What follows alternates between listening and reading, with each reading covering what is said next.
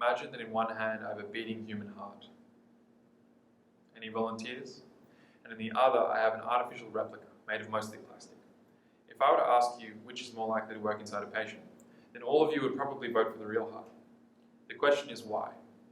This is an important question because the waiting list for organ transplants can take years if you survive that long, and the number of organ replacements needed is likely to increase dramatically in the near future thanks to an aging population. Almost 2,000 Australians are already on the waiting list.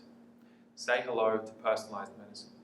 A bioprinter could build organ replacements. A bioprinter is a type of 3D printer that can not only print plastics and gels, but also living cells and the things that help cells grow. But there's just one problem. We can't build objects that come close to mimicking natural structures, yet. One of the biggest challenges is bridging the gap between the material properties we need to make the heart work and what we can actually print. So we're perpetually making trade-offs between things like strength and avoiding rejection, and rejection sucks.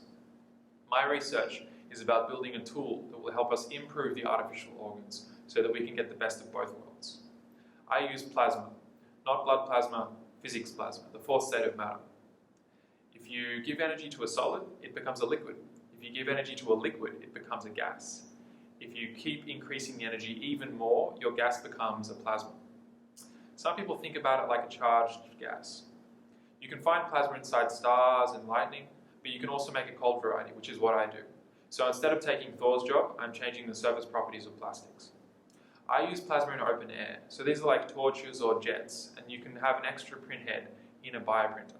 Now, having a plasma pen in a bioprinter is a win because it lets you automate the whole construction process and lets you modify as you print so you can reach the internal structures. This means cheaper and better products.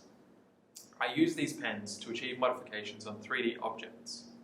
This works just as well as wet chemical methods that would never fit in a bioprinter. One of these modifications is the precise attachment of molecules that cells like, no chemicals needed. This is an important step to creating realistic tissue for patients. The scaffolds that I modify with my printer help cells grow more easily.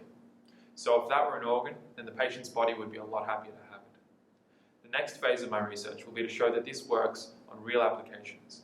For example, growing cartilage for knee replacements. Knees aren't very good at healing, so a bioprinting solution would be a big boost in quality of life for many patients. Then it's time to get this technology to market with the world-class bioprinting company that I'm working with. To summarize, I'm developing this plasma pen tool for bioprinters so that when you get sick and your body needs one of these two, you can't tell the difference.